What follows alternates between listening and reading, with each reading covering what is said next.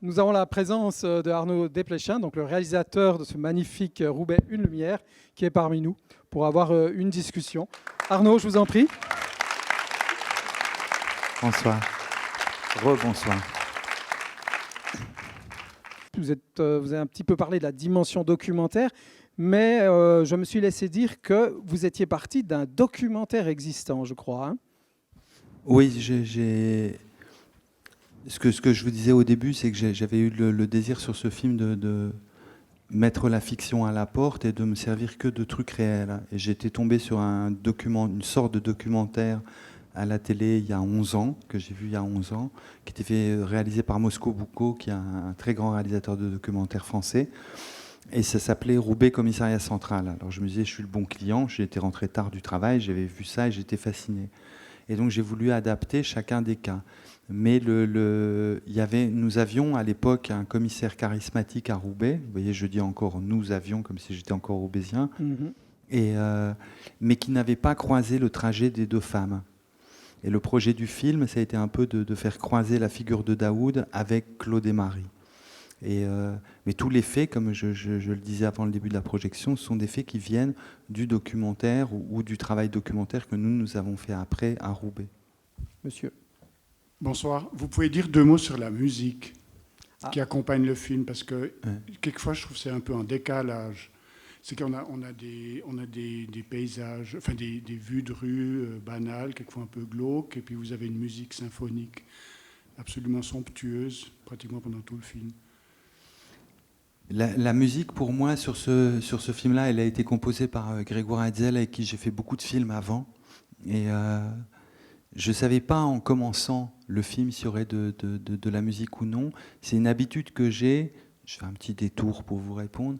Quand je ne sais pas, et c'est à chaque scène que je ne sais pas monter une scène, très souvent, je monte les scènes muettes. C'est-à-dire, je demande je fais comme au cinéma muet, je demande à la monteuse d'enlever les dialogues et de me laisser juste, et je mets des musiques comme ça, ce qu'on appelle des guide tracks qui accompagnent, et puis peu à peu j'arrive à en enlever.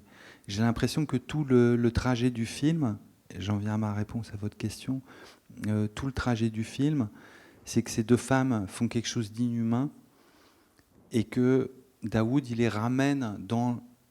C'est des êtres humains. C'est des êtres humains qui ont fait un truc inhumain. Voilà. Et il les ramène dans le camp des humains. Et ça se passe pour moi à travers un mystère de cinéma qui est le mystère du gros plan, qui est que quand vous voyez un gros plan d'une femme ou d'un homme et vous le voyez projeté sur un écran, vous dites putain, il a une âme, quoi. Et pour moi, la musique, elle arrive à faire résonner l'âme de ces deux femmes qui sont infiniment coupables et infiniment vulnérables en même temps. Et c'est cette passion pour la lumière. Pour moi, sinon, ça aurait... comment dire ? Si j'avais enlevé la musique, il y a des films sans musique, je trouve ça plus affecté, bizarrement.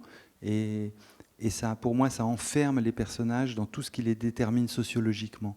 C'est-à-dire, évidemment, Marie, c'est une victime. Évidemment, Claude, c'est une mère célibataire qui est déchue, elles vivent des conditions de merde, elles vont aller demander des trucs à la CAF et tout ça. Tout ça, c'est de la sociologie, c'est vrai. Mais il y a un truc qui est plus mystérieux que ça, c'est qu'elles ont une âme. Et pour moi, ça, c'est la musique au cinéma. Bonsoir, messieurs. Alors, Roubaix, c'est vraiment comme ça, maintenant ? C'est-à-dire ?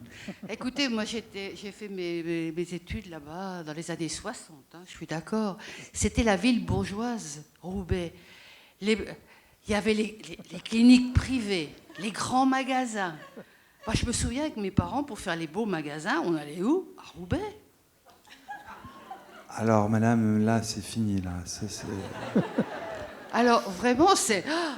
Le parc Barbieux, il existe toujours. Ah, il existe toujours. Il existe toujours. Oui. Non, mais... quand j'étais... Pardon, je vous ai interrompu. Non. Allez-y. Mais ça m'a impressionné quand même. Ouais. Quand j'étais petit, vous voyez, je ne sais pas, dans les années 72 ou 73, on était hyper fiers parce que ils avaient arrêté certaines lignes de bus parce que les gens tiraient au fusil dessus. Ah oui. Et on se disait, ah ouais, quand même, c'est cool, quoi. On est comme dans les films américains à la télé, quoi. Vous voyez, on était fiers bêtement, complètement bêtement. Puis après, le temps a passé, la désindustrialisation, la pauvreté, les couches d'immigration, La religion aussi qui arrivait Ouais. et qui rend les choses plus tendues, etc. Alors, j'ai dans d'autres films, vous parliez avant du Conte de Noël, c'est des fois un Roubaix enchanté que j'ai raconté. Mais quand vous racontez la vie d'un commissariat, vous racontez tout ce qui dysfonctionne dans la société. Vous racontez là où ça fait mal, quoi. Vous racontez pas ce qui va bien. Si vous racontez la vie d'un professeur, il y a toujours des moments magnifiques d'espoir. Quand vous êtes dans un commissariat, vous avez tout le désespoir du monde qui vient, comme dans un entonnoir, quoi. Mais c'est nettement pire que ça, en vrai. C'est vrai. Ah, c'est musclé, quoi. Aïe, Vous vous souvenez, j'aime bien l'adjectif que dit la jeune flic dans la voiture. Elle dit c'est vivant. Une autre Merci question. beaucoup. J'étais très touchée par le film, par la condition de vie de ces deux femmes surtout, par le policier, par le commissaire, je veux dire. Ce qui m'a manqué, ou peut-être moi j'ai manqué quelque chose, c'est le pourquoi. Il ne s'est jamais intéressé au pourquoi.